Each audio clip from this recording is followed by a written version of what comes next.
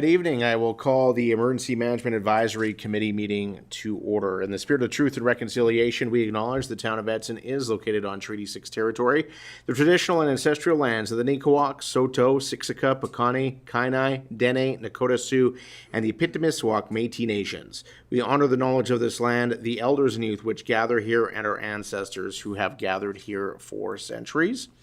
Can I get a motion for the adoption of the agenda, please? Go ahead, Councillor Chenard. I'll move the agenda. Thank you. All those in favor? That motion is carried unanimously. Can I get a motion, please, that the minutes of the July 16th, 2024 Emergency Management Advisory Committee meeting be adopted as presented? Go ahead, Councillor Moore. I so move. Thank you, Councillor Moore. Any questions, comments, concerns with said minutes? Seeing none, all those in favor? That motion is carried unanimously. Up next, we have the Community Wildfire Mitigation Strategy presented by Mr. Bradley Milton, Director of Emergency Management. So we'll hand things over to him this evening. Go ahead, Mr. Milton. Thank you, Mayor and Council. It's my pleasure tonight to introduce Ben Poltrak with Plaid Ecology. Ben is a local resident who was contracted after an in-depth RFP was submitted for public input. And Ben was the successful proponent to provide our new community wildfire mitigation strategy. So today, Ben is going to be providing us the highlights of that new document. This document was graciously done by a donation from Wawanesa, the insurance company. They had a fantastic grant process, and we were one of 11, I believe it was 11 lucky people or lucky communities that actually got the grant out of, I believe there was over 100 applicants for this one. So that funding did drive this, and I'll turn it over to Ben now for the highlights of our new community wildfire mitigation strategy. Ben. Right on. Okay, thanks for that introduction there, Brad. As Brad mentioned, I have prepared the Edson Community Wildfire Mitigation Strategy, and we'll touch on the important parts and go through it. And if you have any questions, we can chat about it at the end. Clicker box ain't working.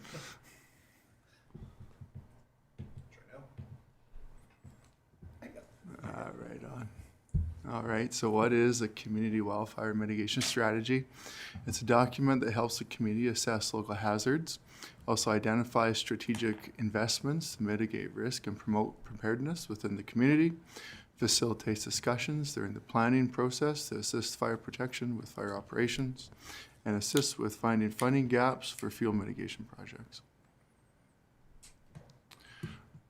The 2025 project updated and expanded the 2015 Edson Fire Smart Community Plan. So used that as a backbone, expanded on that. It included a community engagement questionnaire, a stakeholder meeting, wildfire hazard assessment, sprinkler plan, a mitigation strategies, and an implementation plan. The engagement questionnaire was held online, and the communications department here helped us put that together and made it available to the entire community between August 9th to 28th of 2024. It involved 16 questions, and we were lucky enough to receive 148 responses, which I thought was exceptional. And quality feedback was also noted in it. There were several questions that enabled participants to provide information, and a lot of detailed information was received in that process. We'll go through a few of the questions. We don't need to go through all of the questions, but we'll touch on some of the important ones. The first question was trying to identify the individuals that were responding, whether they were residents of the community, residents, or others. As you can see on the left there, the vast majority of responses were indeed residents, some just commercial, likely they probably live elsewhere or within the county. And then there were a few others that were outside of Edson that responded, but more than 90% was within the community. Obviously, question two, we're looking for the amount of impact level to try to gauge the amount of impact that people were exposed to wildfire. For the people in Edson, of course, we were heavily involved with Edson Wildfire 31 and 2023. Some respondents had never been impacted by wildfire, which I thought was interesting. And then on the far right, you can see that several communities of note, for example, Jasper in 2024, the survey was released shortly after Jasper's incident. Fort Mac in 16, Slave Lake in 01, and Edson in 1957. We want to understand how impacted people were. As you can imagine, greater than 50% were out for a few days. I think most of us all experienced that. A few more were out for weeks, and less than 10% were heavily impacted. Awareness of existing strategies. So what we were trying to get at here was the reference to the 2015 report. Most people hadn't heard of it, close to 50%, to be honest with you. Some had. Some claimed that they even reviewed it. And others claimed that they applied it, which was very interesting because the response to applied would imply to me that they were actually implementing fire smart activities on their own personal property. Satisfaction with the current strategy, to be honest with you, there's a lot of awareness within it, and a lot of people were somewhat satisfied with it, up to 50%. Greater than 20% were not, and around 20% were also unsure. Adequately prepared for wildfires, I think we have a lot of 2023 to credit for this. Greater than 50% of the responses indicate that they're ready to go in the event of a wildfire, which I think is absolutely phenomenal. Just less than 30% is a no, and then a maybe is around 20%. This is where it starts to get interesting. Question number 10 was related to the municipality's ability to prioritize wildfire mitigation strategies in certain areas. There's nearly a 90% response saying yes, they would like municipalities to mitigate or complete fuel mitigation in areas. Less than 10% said no. The priorities on the right are very interesting. I think it's quite clear that all residents in our community very much love our hospital. It's big, it's beautiful, it's new, and we're going to protect it. Hospital came out number 1, followed by municipal infrastructure, homes, schools, and the old recreational center falls fairly low.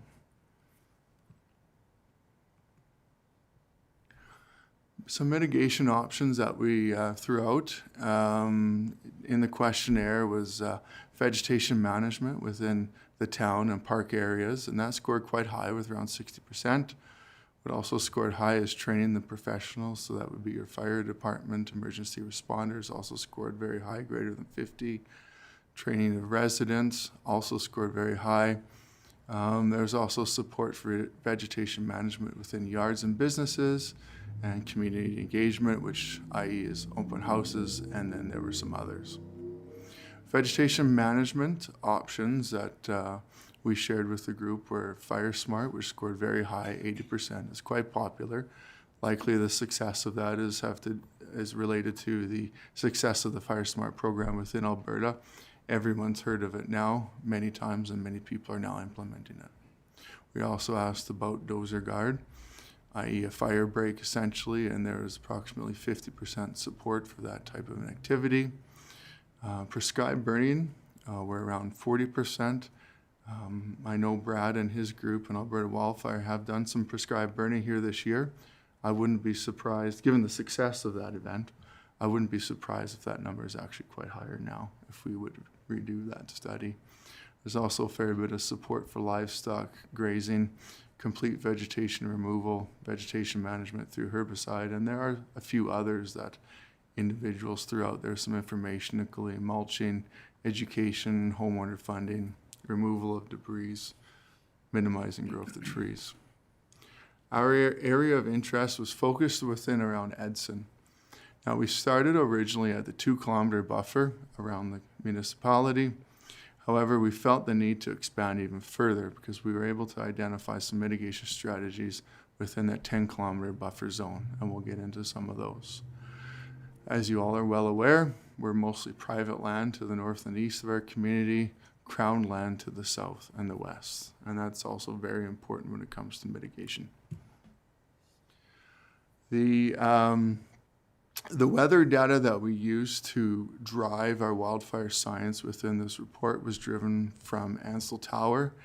And the reason why Ansel Tower was used, it included a lot of the metrics that were required to drive fire weather inputs.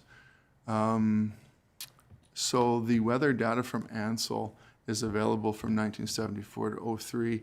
However, there are some inconsistencies in the data. And by that, I mean some years it was only recorded during the wildfire season. Some years weather data was only recorded in the spring and the fall.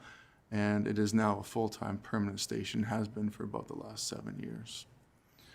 There are 4 inputs into the fine fuel moisture code, or the FFMC. These include temperature, precipitation, wind speed, and direction. And we can use these to calculate what's called the fire weather index.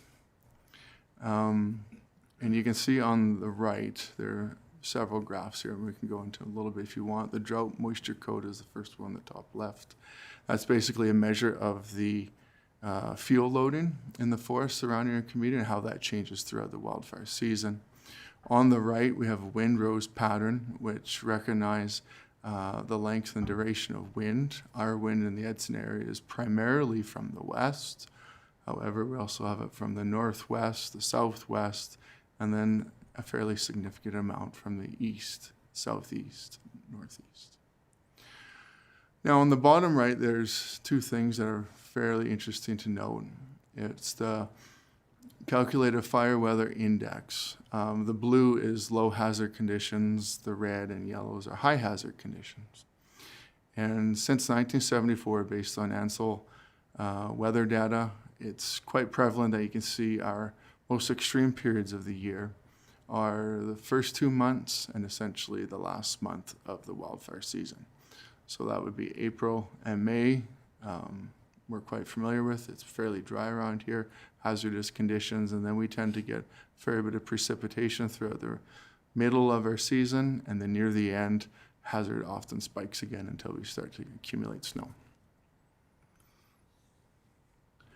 Sorry, the font on this is a little funny. You'll have to pardon that.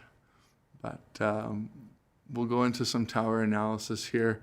This is within the 10-kilometer buffer, and what this graph is showing in blue is the number of fires within 10 kilometers of the community based on each year.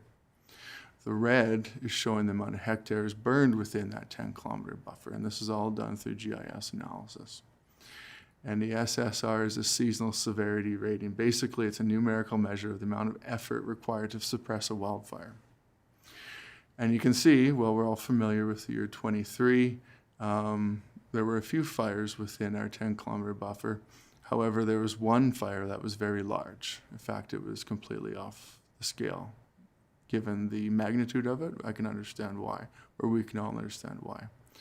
What is interesting is if you look at the line, the SSR, you can see that the amount of suppression required in 2023 was not the worst conditions experienced within this area. In fact, it's kind of an average year, to be honest with you. We had many years before that, including 21 and 22, where it was a higher severity index within the landscape, and of course, other years that were wetter. What that means was it was really an average year. What the difference was that we had a fire knocking at our doorstep and rolling into town. This is vegetation land cover, so this is basically the basis of all wildfire modeling moving forward.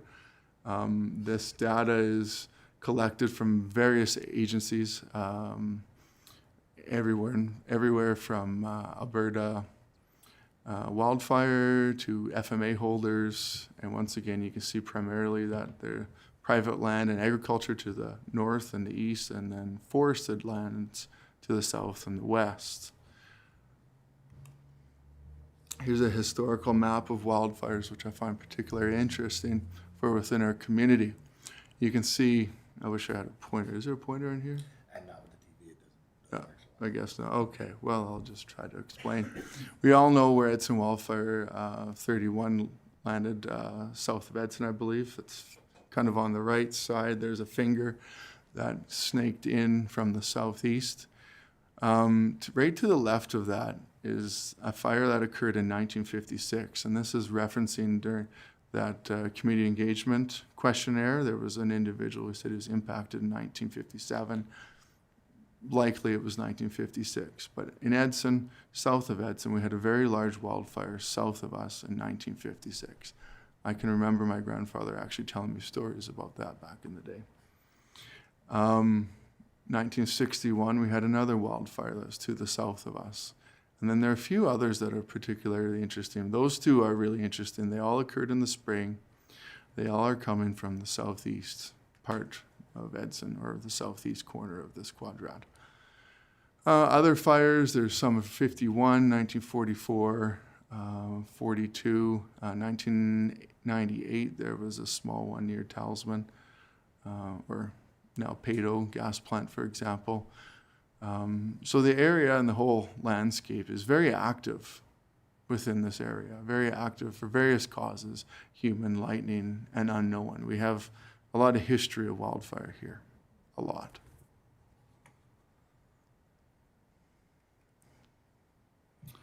This is called the FBP field grid. Again, my apologies with the formatting. What FBP stands for is fuel behavior potential.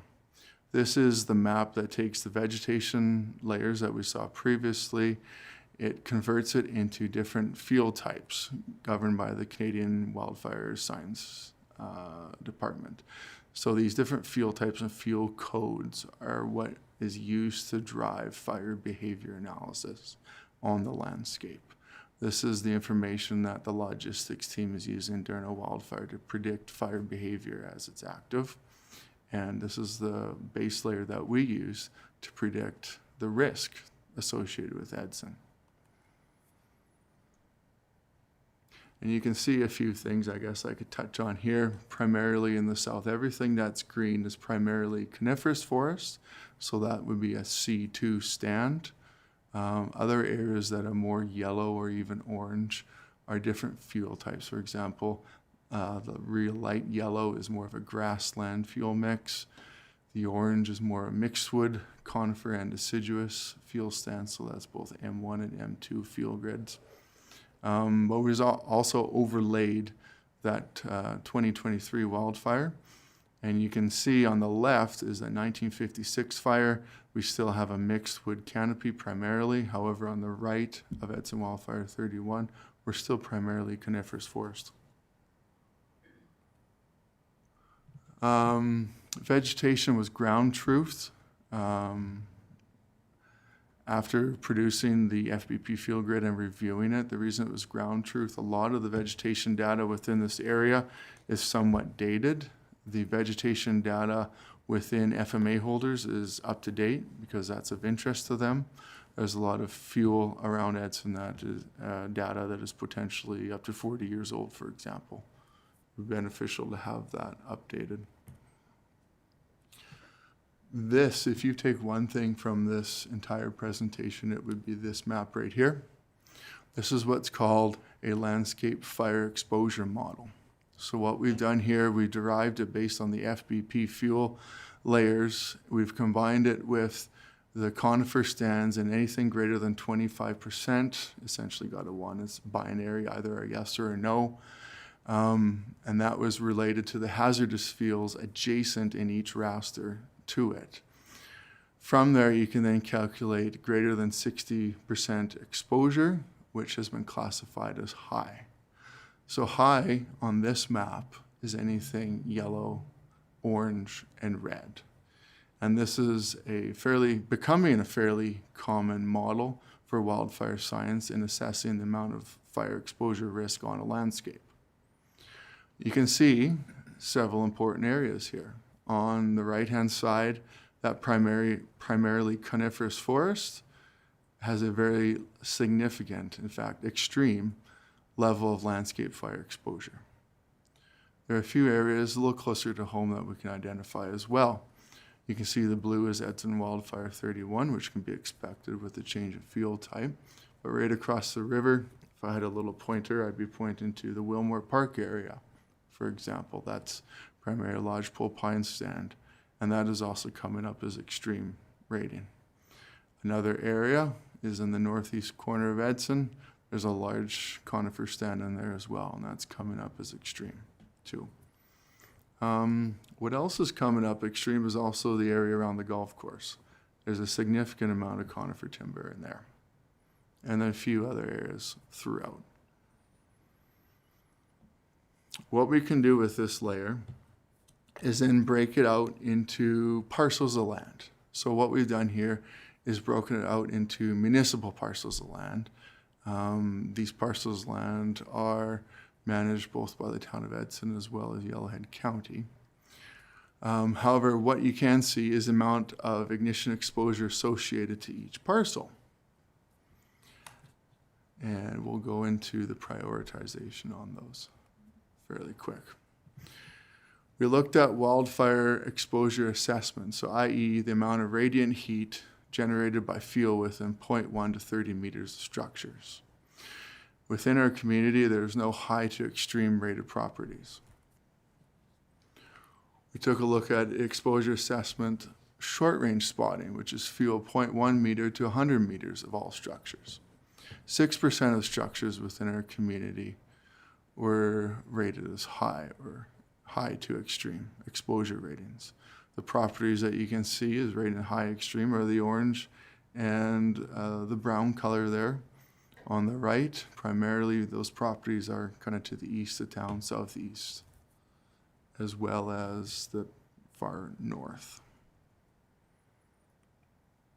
Long range spotting. So this is the long range embers that you hear during wildfire events that are falling from the sky. These embers are generated from fuel from within 100 to 500 meters of structures, and 15% of the structures within our community have been rated as high or extreme. Again, these are the properties kind of to the south, east corner of Edson, a little bit to the north, and then a little bit on the east there. A sprinkler plan was developed for the community. What this is basically a package to help prepare emergency responders for locations to post and utilize water sources, both natural as well as hydrant, as well as try to identify tankage capabilities and requirements in the event should any response be required. These lines have been identified in advance, so preparations can be made, and they may or may not be implemented depending on the wildfire or the threat that's approaching the community. You can see there are a few key corridors essentially that can be utilized. These are generated both off of where the water sources are as well as topography. 63rd Street on the west is essentially critical for maintaining a sprinkler line. So is the road Bear Lane, which is out by the hospital road. What else is interesting is to the north, basically the pipeline that covers the whole north end of town is essentially would become an essential corridor to supplying water to that side of the community should it be required. On the south, we have some of the CN properties that could be utilized to move water should it be required. And then the very east, it's mostly an industrial area there, but we've laid out a plan to implement sprinklers should it be required. Current projects for fire smarting activities have been identified in the 2015 plan, and the 2025 plan supports all of those areas that have been identified. They all have been ranked, and our recommendations for within the community are to continue with that plan and continue to find funding resources to act on those. Now, some of these areas and parcels have been acted on. The area adjacent to the hospital, for example, around Parkland, high school as well. But there are a few other areas there where additional work is required. Further out at the landscape level, this is the same map that has been generated for the properties, the municipal owned properties. Number 1 is a quarter section right around the dump. Parcel 2 and 3 are lands around Parkland High School. Number 4 is the lands right behind the airport. Number 5 is the lands around the waste treatment facility, which I actually saw there might be some work going on there actively on that one already. I'll just touch on those after you're done with your benefits, all right? You bet.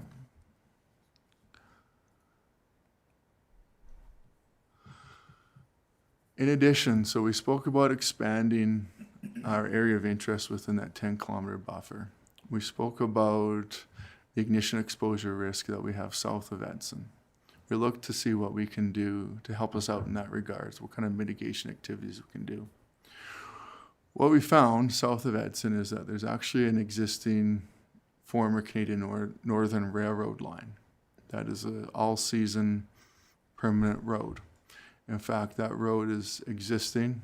The majority of the road is under disposition for several oil companies. That road would enable access to heavy equipment quickly and efficiently south of the community should it be required. In addition, it's also in the green zone. It's also within the operating areas, the FMAs of both Weyerhaeuser and West Fraser Timber.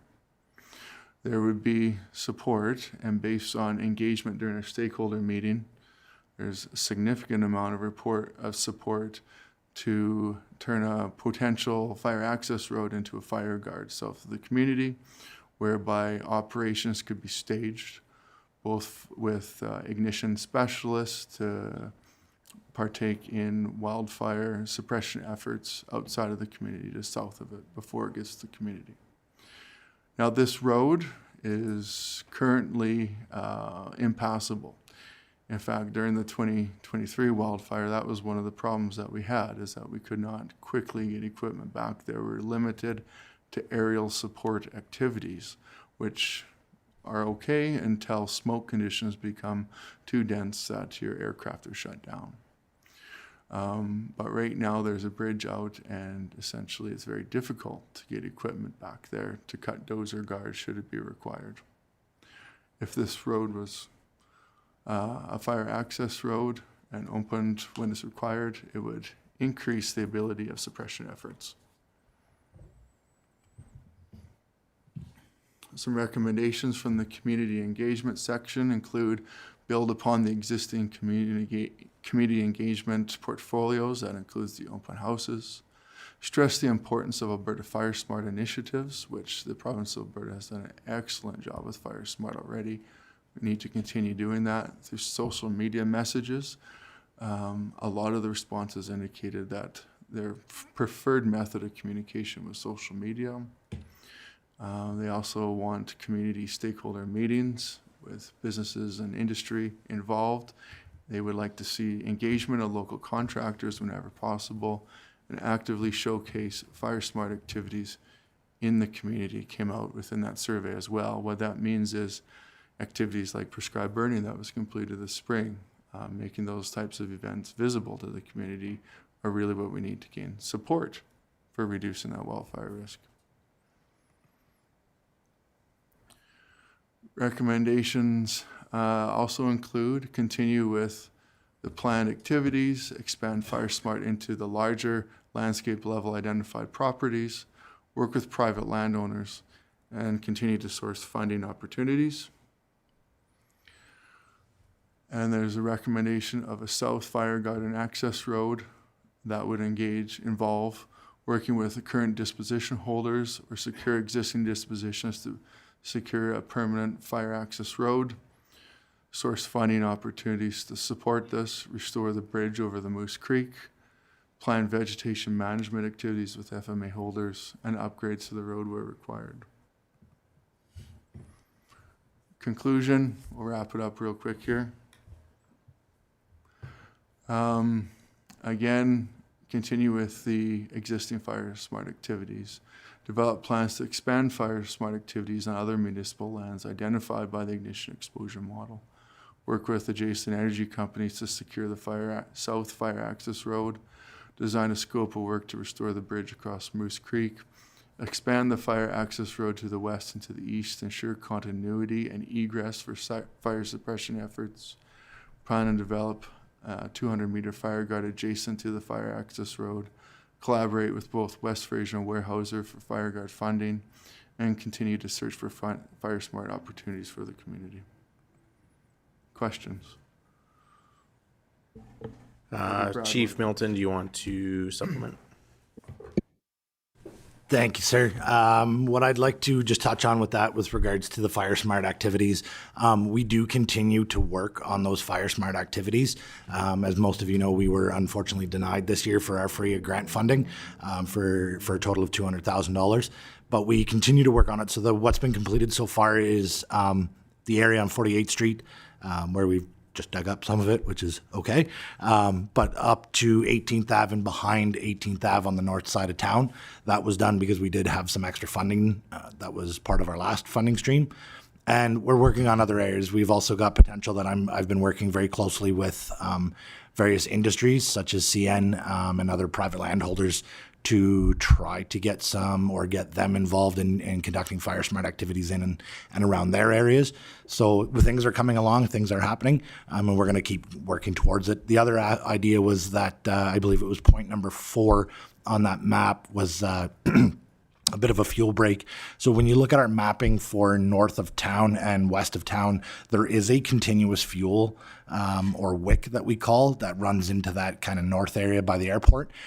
There is some land that is owned by the town of Edson that we're looking at doing clear cutting on through the FRIA funding as well for kind of fire guard funding that will allow us to clear that and make a bit of a break in that continuous fuel into town. So some things are happening with that, but we're going to continue to move forward with it as we go. So, thank you.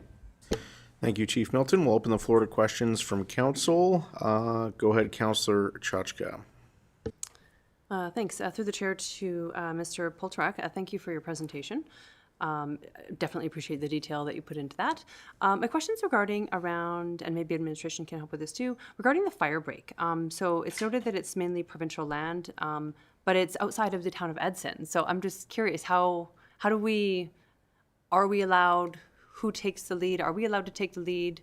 I guess I'm just wondering how that process works, because it's on provincial land, but it's to protect our town that's like 5 kilometers away. So just looking for some information on that. I think it's a perfect opportunity to protect your community. The road is mostly existing already through dispositions primarily. There's a little bit of private land in there, but not much. How this would work is Edson would secure the dispositions. Currently, the wells that are down that road are non-producing. It's probably on someone's reclamation list somewhere. Given that the bridge is out, they're not in production at all. However, it would be an asset to have that fire access road to take over those dispositions from the current disposition owners. That would be fairly straightforward. Now, the vegetation management component is actually fairly straightforward and easy.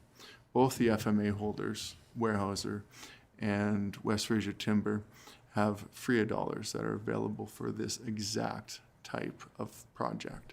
In fact, as the forest renewals or the FMAs are renewed, securing and protecting communities through vegetation management is going to become more and more of a priority within Alberta. In fact, during our stakeholder meeting, both Weyerhaeuser and West Fraser in attendance with several people. During the meeting, we almost left the room with vegetation planning in hands and allocated FRIA dollars to support a fire guard around the southern part of Edson. The majority of FRIA money available to communities is actually allocated to Crown Zone because the dollars for that project comes from stumpage, from the timber dues. So there's a significant amount of increase to return that to Crown, i.e. Provincial territory. So it's actually the perfect place to put a fire break. There's very few private landowners. And yeah, hope that answers the question.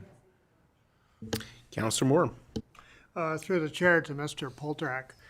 Theoretically, would we be in much better shape if there never had been a mountain pine beetle going through our forests earlier on? Yeah, the mountain pine beetle is a factor. It's not the be-all, end-all, to be honest with you. In fact, with regards to fuel loading, the most significant fuel following the mountain pine beetle is the red stage of the tree. After that, the fuel risk starts to decline as the trees start to go gray. Our fuel around Edson here, we don't have a lot of pure lodgepole pine within 10 kilometers of the community. Probably the purest stand that we have is Wilmore Park. Is there mountain pine beetle in there? There's a little bit, but they've actually done a really good job of suppressing it in that area. Edson is predominantly lower foothills mixed wood forest, naturally. The reason why we have to the southeast of Edson, why we have a significant amount of conifer timber actually there, is that a lot of that timber is not necessarily merchantable, i.e. the FMA holder hasn't been targeting it over the years because it's not a desirable size, access, volume, those sorts of metrics. It's actually a wetter area, but it's driven primarily by the black spruce. That's what's pushing the model to generate that high fire exposure. Goodbye. All right, thank you very much. Council, any further questions? Go ahead, Councillor Pasichny. Yeah, through the mayor. And when I look at your maps, the report's amazing, to be honest. The amount of data and the question I had is answered in your presentation, but I do notice that the largest amount of risk, according to the one map you have, that fire break essentially would put it in the most perfect spot for where that high, large fuel load is. So it's interesting. Thanks for the report. No worries. Thank you. I knew where that road was because I'm a bit of a history buff in the area. I knew it was a Canadian Northern Line because of the piers over by Wilmore. And what's so good about it, that road has been in place for more than 100 years now, right? It's a very solid road and it's already built. And it would be a shame for somebody to reclaim it when it's actually an asset to the community. It's more of an asset with that road there than it would be reclaimed. In fact, it's really the only access point that we would have to the forest south of Edson. Most of the roads south of town run north and south, not east and west. All right, thank you. Council, any further questions? Councillor Taylor, you're okay? So my question, I guess, moving forward is, obviously for a community like ours that has experienced wildfire and have had to deal with multiple evacuations, time is of the essence to take action. We are seeing more significant wildfires, more human-caused wildfires as more people are out in the forested areas. So what are the next steps in order to, I guess, proceed with a plan of looking at that fire break south of town, and also I think being a little bit more aggressive on our fire smarting activities within the town of Edson? It's rather unfortunate with the significance of wildfire risk and wildfires in our communities that we have seen a reduction in funding for fire smart activities. It blows one person's mind. So what options do we have? Obviously, we would have to look at probably self-funding those activities, or are there other opportunities with partnering with industry? Thank you, Mr. Mayor. Ben, please jump in if there's anything you can add. Right now, what the plan on something like that would be one, discussions would be had with Yellowhead County as well on potential for a joint partnership for something like that. The other option that we have with this is to move along with our own FRIA funding as we proceed through that, and that can go towards that. Also, the acquisition of the land disposition for that. There's a few steps that we would have to take, and I know CAO Beverage would be able to assist us with some of the legislative side of that. It's a bit of a process, but it's something that we could work on. I know kind of in the discussions and jokes that, we talked about is the fact that acquiring that disposition may not be as challenging as we think. Having it removed from someone's reclamation project, that's going to save them a lot of money to be able to provide that land to us. So things that we can explore, and there are options, and we can look at coming back with a more in-depth plan for something like that for you if council so wishes. Go ahead, Councillor Posichny. Yeah, through the mayor to our presenters, would it be worth enough to not reclaim to put a bridge in?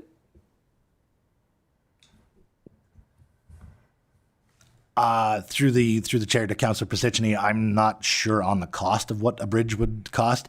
Most of our waterways around here are also considered fish bearing, so then we also have Department of Fisheries and Oceans that we have to be involved with as well for the installation of a bridge like that. But there are steps that we can take, and again, with the partnerships of the FMA holders, we are potentially able to utilize in partnership with them some of their free of funding as well. So then we could go towards the building of a bridge, and then again through their processes and their wood claims, they'd be able to help us in clearing some of that land as well. I could add a little bit to that, Please. too. The aquatics world is something I fish in a lot. With regards to the bridge, it is over Moose Creek, and in this example, the majority of the lands around Edson are surrounded by the federally listed species at risk Athabasca rainbow trout.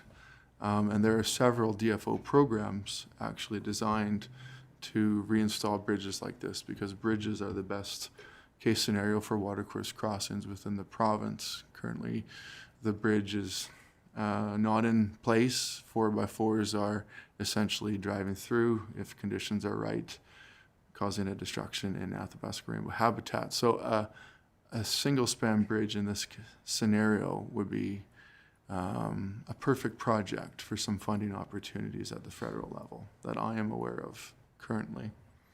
And as mentioned, with regards to the vegetation management, there's a lot of free dollars available to each of the FMA holders there. Yeah. Well, thank you very much for your presentation, Mr. Politrak, and how your local experience has been beneficial in this project, and we really appreciate the hard work. As Councillor Posichny said, what a fantastic report this is. So look forward to future discussions. We do have a couple other items here on the agenda, so thank you very much for your presentation, and we look forward to future discussions. Thank you. Thank you. Next up, we have the update on the Town of Edson Emergency Management and Preparedness Plan. Thank you, Mr. Mayor and Council. So tonight I'm going to be touching on some of the high points of our year so far with our emergency management program. So this year we are currently doing a MEP review with our money that we've received through the Red Cross. We received a $100,000 grant in which we're getting a total ESS plan rewrite and updates to our MEP.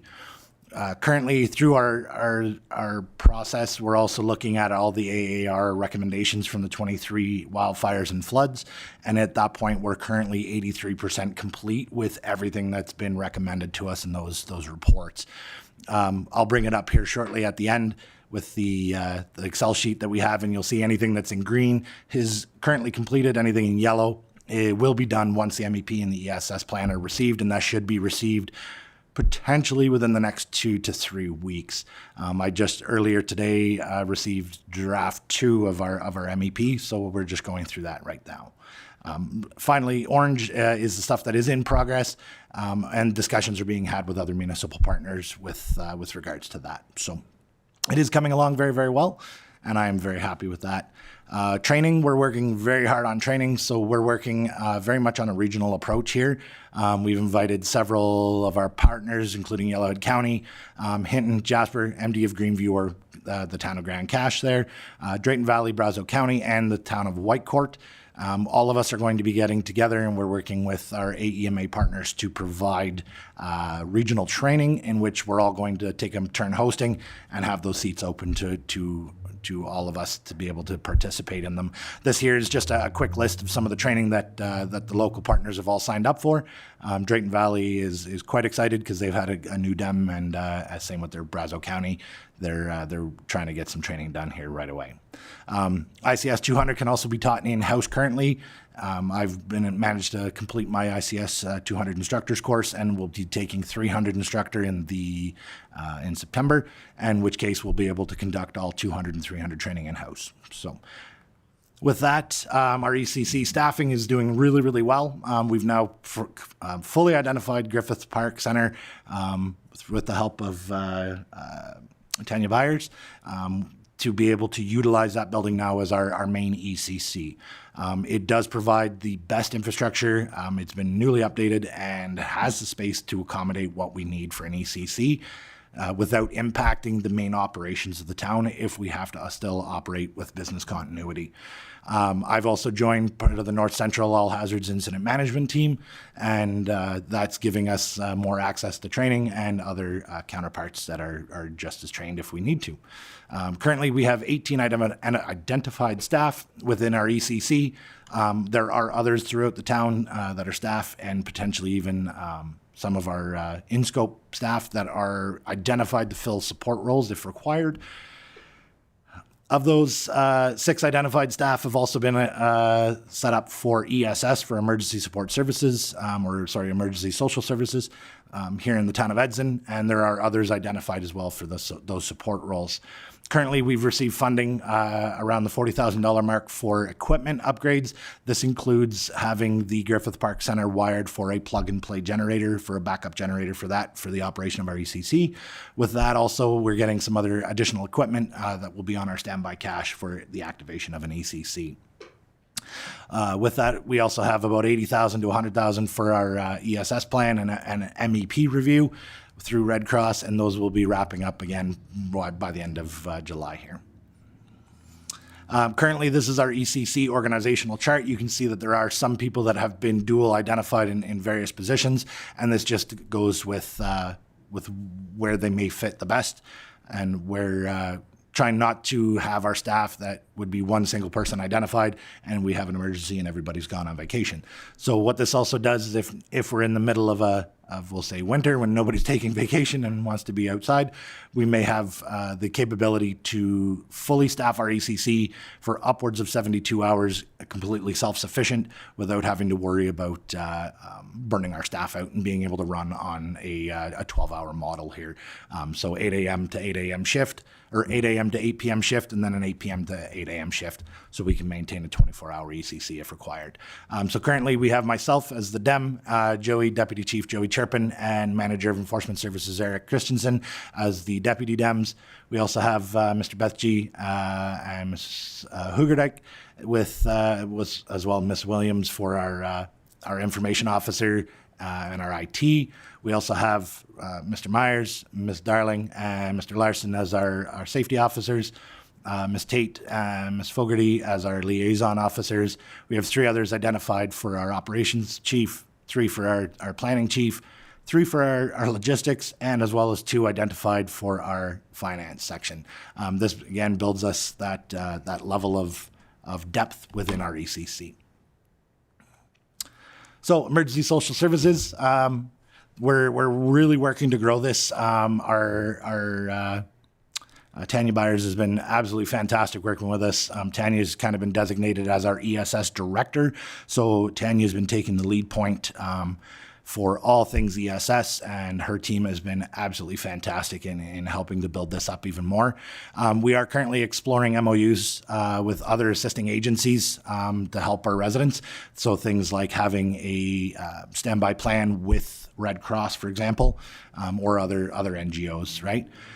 We're also looking at building a volunteer base. We did start this. This was something that kind of ended up taking a bit of a hiatus, but we're going to try to work at getting this off the ground again. If we're going to be a host community, we need to have the staffing to be able to push it, and that's where our critical volunteers. So particularly in summer, we have a number of teachers and people with various skills in the community that can help us out for our ESS supports.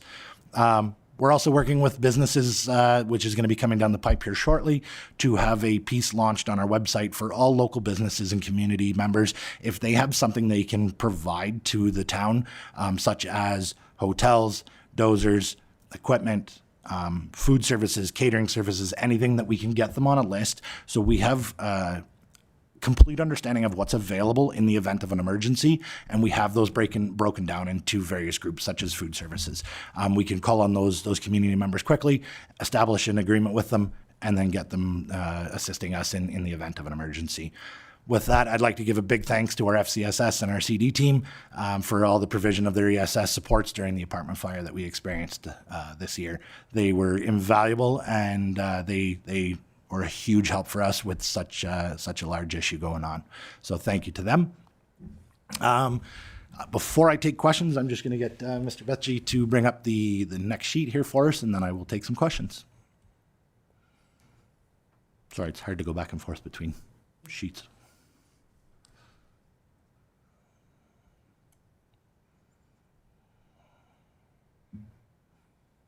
I feel like we should play the Jeopardy music.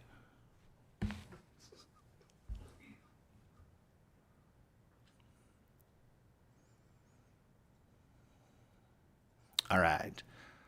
Wonderful. Thank you, Mr. Betchy. So you can currently see here, out of all the recommendations, I believe there was 79 recommendations in total that were conducted by TSI for us when they completed the AARs of both fires and the floods. And we've been making fantastic strides. This includes things like the activation of drills. We've been working on this. This was our big year-end culmination that we had with our ECC, the school division, and the RCMP for that we ran with at the schools. Went off great. There was plenty of lessons learned and things that we continue to grow. Another piece is our ICS 300 training for all personnel. We're pretty much at par now with that. We do have one or two new staff that have came into the organization that we're going to get them onto ICS 300 and get them fully qualified as they have been identified as an asset to our ECC. Again, the other big one that was identified here was the transition to the AFRAC system, or P25, which we are currently in the process. We've received our pagers. We're just waiting on the final radios to come through. We'll be able to get those programmed and up and live. With that as well, we have the MEP review. And again, most of the orange here, once the MEP and the ESS plan reviews are completed, those are going to go green on us. And that's going to push our completion even higher. Pre-identify some spots with our flow charts. Some of the flooding stuff, this does take some funding and can be somewhat costly at times. So we're going to be working with our public works partners to make sure that gets done eventually. But again, we have to have that kind of into our capital planning to get funding for that. Additionally, build a vendor list. That's coming down the pipe as we discussed. We're just working on the finalization to get that put on our website for our local residents and business owners to be able to put in what they have available for us. But again, as you can see, we've been making great strides towards everything. And I figure within the next year, we should be completely done this list 100% and then moving on to further larger endeavors with our ECC. Thank you very much, Mr. Milton, for your presentation, and just a fantastic job by everybody in administration and staff. 83% completion in such a short amount of time is fantastic, and I feel very confident where we are as an organization for sure. Council, we do have to wrap up the Emergency Management Advisory Committee meeting because we do have a special meeting of council. So unless there's any pressing questions, I will take a motion for adjournment. I guess I don't need a motion. The meeting is now adjourned. Thank you. All right, we are going to call the special meeting of council to order. Can I, in the spirit of truth and reconciliation, we acknowledge the town of Edson is located on Treaty 6 territory, the traditional and ancestral lands of the Niqawak, Saulteaux, Siksika, Piikani, Kainai, Dene, Nakota Sioux, and the Ipitimisewac Métis nations. We honor the knowledge of this land, the elders and youth which gather here, and our ancestors who have gathered here for centuries. Can I get a motion, please, for the adoption of the agenda? Go ahead, Councillor Chenard. I'll move the adoption of the agenda. Thank you. All those in favor? Motion carried. As per special meetings, we only have the items that are on the agenda tonight, which is the appointment of Deputy Mayor. Go ahead, Sayo Beveridge. Good evening, Mr. Mayor. This item is coming before us given that our original rotation, as per the organizational meeting last year, we deviated from the rotation as we naturally would have moved to the next member on the list. And therefore, Deputy Mayor Piscini was actually, or sorry, Councillor Piscini was appointed as Deputy Mayor, and thereby leaving the balance of the term for Council to determine the final Deputy Mayor that will extend up until October 20th. Between nomination day and election day, we keep intermingling, so my apologies. But yes, so that is the term that the council is determining for the deputy mayor position. And that concludes my part of the discussion. Thank you very much. All right. Well, I would like to thank Councillor Piscini for filling the role as deputy mayor. He does have some duties to undertake for his final week, unless council decides to extend his term. So I do want to thank Councillor Piscini for his work on that. Go ahead, Councillor Piscini. Can I make a motion that we appoint somebody else? I would move that council appoint Councillor Taylor as a deputy mayor for the period from July 1st, 2025 to October 20th, 2025.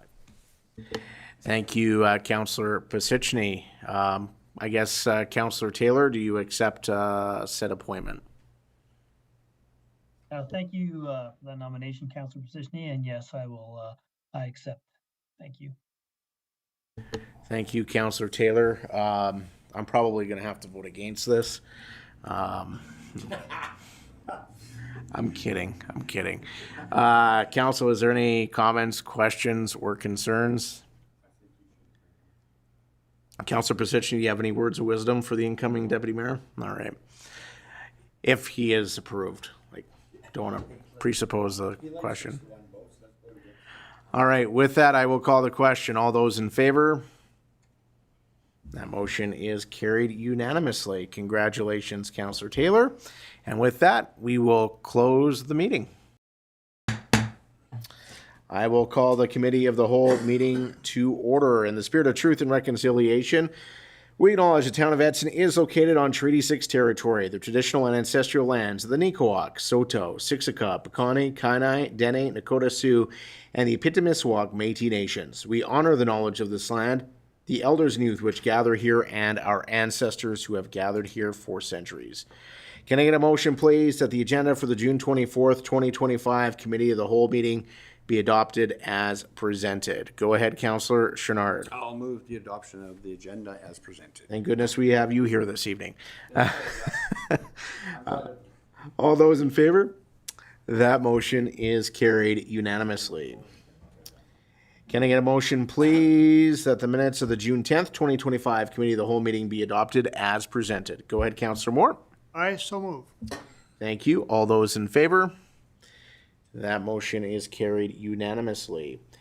And can I get a motion, please? We have no delegations, no bylaws, no business items. We just have one closed item. Can I get a motion that the committee move into closed session pursuant to Access of Information Act SA 2024, advice from officials? Go ahead, Councillor Chachka. I so move. Thank you. All those in favor? That motion is carried unanimously. And this meeting is now adjourned. Thank you very much.